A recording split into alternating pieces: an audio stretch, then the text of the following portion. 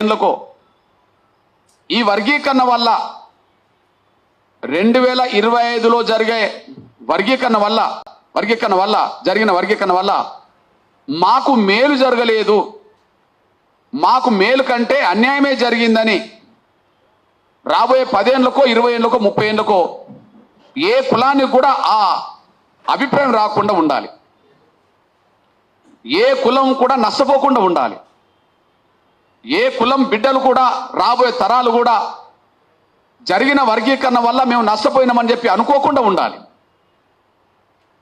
అంత శాస్త్రీయంగా అంత న్యాయబద్ధంగా వర్గీకరణ జరగాలని నేను కోరుకుంటున్నాను. నేను పోరాటానికి నాయకత్వం వహిస్తున్నది ఎంఆర్పిఎస్ మాదిగలు కావచ్చు, కానీ ఆ ఫలాలు మాదిగలే దోసుకోవాలనో, మాదిగల జనాభా కంటే వాటా ఎక్కువ రావాలనో ఎంఆర్పిఎస్ కోరుకోవట్లేదు, మాదిగలు కోరుకోవట్లేదు, వ్యక్తిగా నేను కోరుకోవట్లేదు. పోరాటానికి నాయకత్వం వహిస్తే అంటే నాయకత్వం వహించవచ్చు, కానీ దళితుల్లో అన్ని కులాలకు మేలు జరగాలి, అన్ని కులాల బిడ్డలు బాగుపడాలి అనేదే ఇందులో గొప్ప ఉద్దేశం, సదుద్దేశం అనేసి మీద తీసుకొస్తున్నాను నేను. కాబట్టి ఇప్పుడు జరిగే వర్గీకరణ ప్రక్రియలో అందరు భాగస్వాములు కావాలి.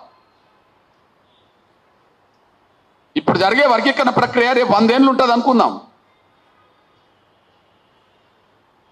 డాక్టర్ బాబాసాహెబ్ అంబేద్కర్ రాజ్యాంగం రాసినాక 1950 నుంచి రిజర్వేషన్లు అమలు జరుగుతున్నాయి, హ్యూమన్ రిజర్వేషన్లు. ఇప్పుడు 2025లో ఉన్నాం, అంటే 75 ఏళ్ళు. ఈ 75 ఏళ్లలో ఉమ్మడి రిజర్వేషన్ల వల్ల మెజారిటీ కులాలకు న్యాయం జరగలేదు కాబట్టి వర్గీకరణ ఉద్యమం వచ్చింది.